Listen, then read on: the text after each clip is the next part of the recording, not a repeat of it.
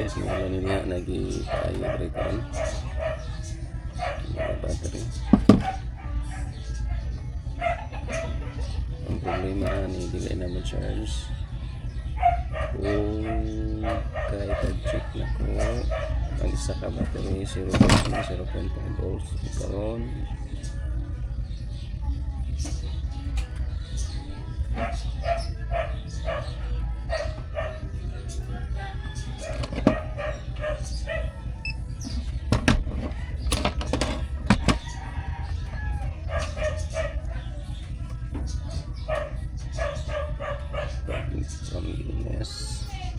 From the MS voltage direct to the battery voltage.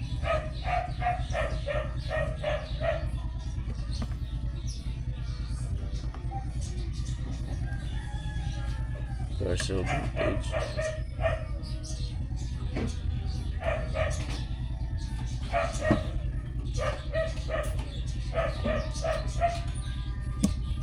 Balance na 4.5 each. Kiring isa.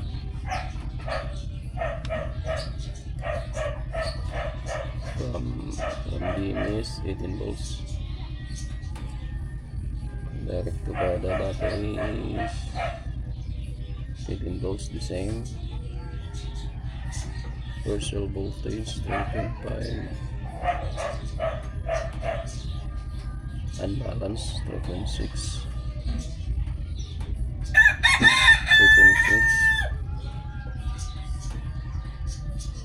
3.6. So may problema ang isang cell dito.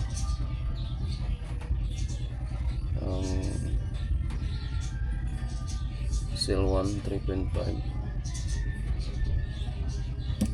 Antayin ko lang ito ma-full charge.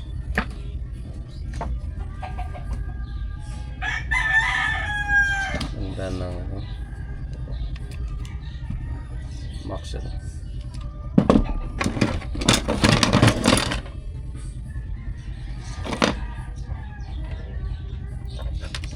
Try natin malakas pa natin.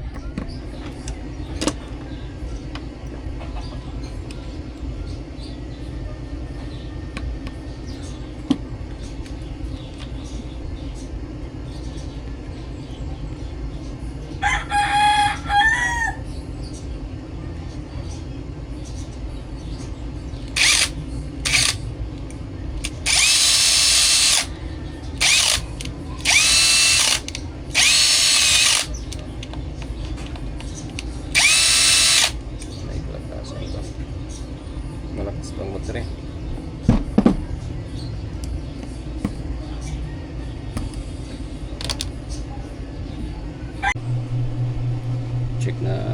Check ko ulit kasi mag 24 hours na itong naka-charge.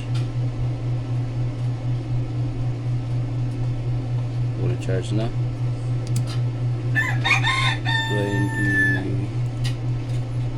20 volts direct from the battery, from the EMS. 20 volts, the same. I'll check again partial volts. I'll check again partial voltage 4.1, 4.2, 4.1, 4.1, 4.1. Ito lang isa yung 4.2.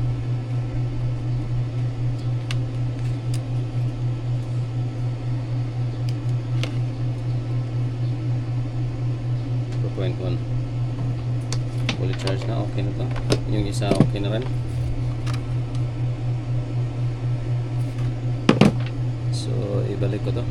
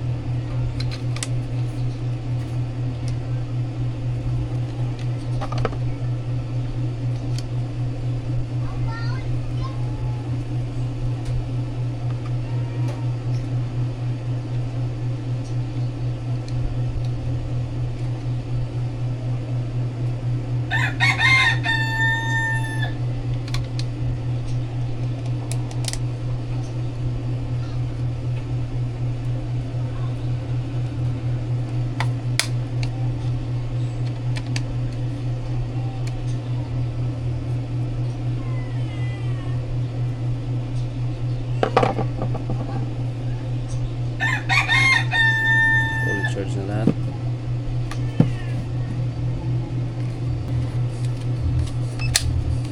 Try ko muna bawat battery.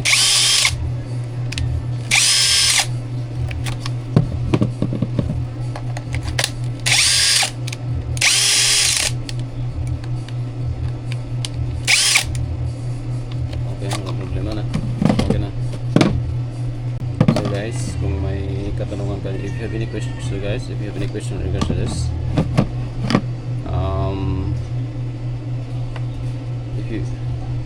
if you have any questions in regards to this topic today, then please comment to the comment section box, and I will reply as soon as my opportunity. Thank you for watching.